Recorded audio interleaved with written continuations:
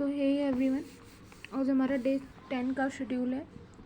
इसमें सबसे पहले एक मोटिवेशनल थॉट है कि जब सारी दुनिया कहती है हार मान लो, तब दिल धीरे से कहता है कि एक बार और कोशिश कर लो, क्योंकि आप ही इस काम को कर सकते हो। तो बिगनिंग विद दिस हम डे 10 का शेड्यूल स्टार्ट करते हैं। इसमें आपको सेम वही थ्रू में 50 रिवीजन करने हैं वोकेबलरी के वर्ड्स ब्लैक बुक से। बिगिनर वाले को नेक्स्ट 30 करके करना है। वो मैंने 50 इसलिए कर दिया बिकॉज 100 में मे बी जल्दी ख़त्म हो जाए और मे बी किसी को टाइम लगता हो ड्यू टू दैट। कोई बात नहीं, आप इसी के अकॉर्डिंग स्टार्ट कर सकते हो। 50 100 जैसे आप कंफर्टेबल हो, 30 70 जितना मैं मतलब करना है डेली रिवीजन। ये चीज़ जो मैंने लिख रखी है।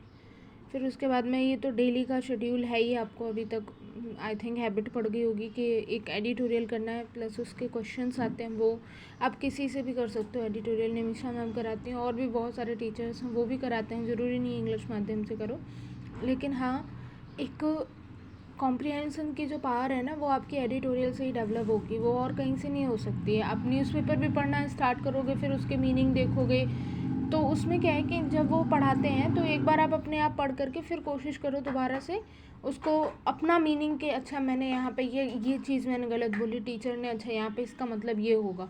तो उससे क्या है कि बहुत सारी चीज़ें इम्प्रूव हो जाएंगी इंग्लिश में। फिर एडवर्ब के भी मैंने सैटरडे को रूल्स दिए थे, तो एडवर्ब के क्वेश्चन करने हैं। फिर 120 रूल्स 70 to 80 मैं कम्युनिटी टैब पर डाल दूँगी, वहाँ से देख लीजिएगा आप लोग।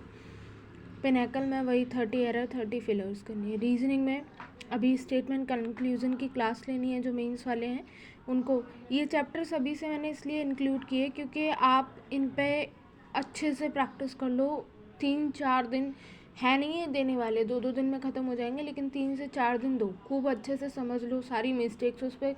सारे चैप्टर्स जो रीजनिंग में गड़बड़ करते हैं उनको अच्छे से एक मंथ में पूरा दे करके, भले ही 4-5 चैप्टर हैं लेकिन एक मंथ दो, क्योंकि टाइम है, अच्छे से पता हो जाएगा। तो फिर अच्छे से स्टार्टिंग कर सकते हैं स्टेटमेंट एंड कंक्लूजन की। अभी क्लास लेनी है, जहाँ से भी आप कर रहे हो वहाँ से ले सकते हैं, यूट्यूब या कोई टीचर हो। एनालॉजी की क्लास अभी आप लोगों की चली 2 दिन और।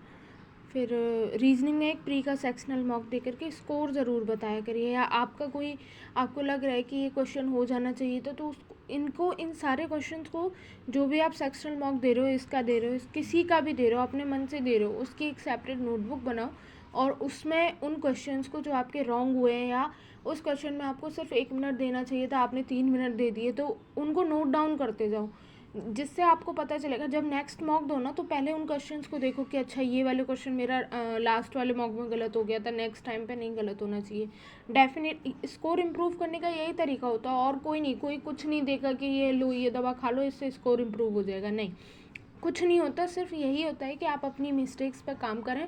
जहाँ जिन क्वेश्चंस पे आपको बहुत ज़्यादा टाइम लग रहा है उनको आपने लिख रखा है, तो उसको नेक्स्ट टाइम पे कोशिश करें कि उस टाइम पीरियड के अंदर कंप्लीट हो जाए। तो ऐसे ही उन क्वेश्चंस के लिए एक मॉक की सेपरेट नोटबुक बनानी ही पड़ेगी, चाहे जैसे ही बना लो, लेकिन उसमें लिखते जाओ कि अच्छा ये वाला क्वेश्चन रॉन्ग था। वो एग्ज़ाम से पहले भी बहुत हेल्पफुल रहेगी। पॉलिटी में यूनियन पूरा ख़त्म हो गया था, संघ, तो उसके क्वेश्चंस करने हैं। बायो में एक्सक्रीटरी सिस्टम करना है, और स्टैटिक में तो परमार सर के वीडियो से कर सकते हैं, या जो मैंने स्टडी IQ का बताया था 100 क्वेश्चन के ग्रुप्स करके उनका, उससे भी कर सकते हैं। 100 टॉपिक का कुछ है, जैसे आपको कंफर्टेबल लगे। तो धीरे धीरे करके एक एक टॉपिक अपना स्टैटिक में भी कवर करते चलना है, कि लास्ट टाइम पे अब इस बार स्टैटिक रह गया, इंग्लिश रह गया, रीजनिंग रह गया, ये कोई पॉइंट नहीं आना चाहिए माइंड में। मतलब अपने आप को उस फाइट से पहले पूरे तरीके से तैयार कर लेना है, ना वहाँ पे कॉन्फिडेंस लूज़ हो, और एकदम अच्छे से वहाँ पे प्रिपेयर होकर के जाना है। जब हमारे पास टाइम है तो उसको यूटिलाइज़ करना है सही वे में।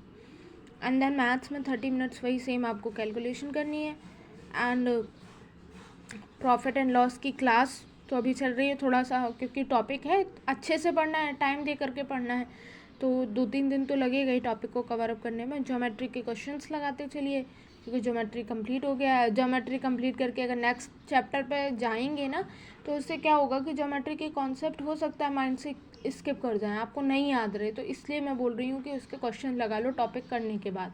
फिर नेक्स्ट टाइम पे जैसे नेक्स्ट टॉपिक स्टार्ट करेंगे, तब भी आपको ज्योमेट्री के क्वेश्चंस देखते जाने हैं जो नहीं हुए थे आपसे, आपने मार्क कर रखे, या संडे पे जो रिवीजन होता है उसको देखा, नए वाले टॉपिक को भी पुराने वाले को भी माइंड में रखा।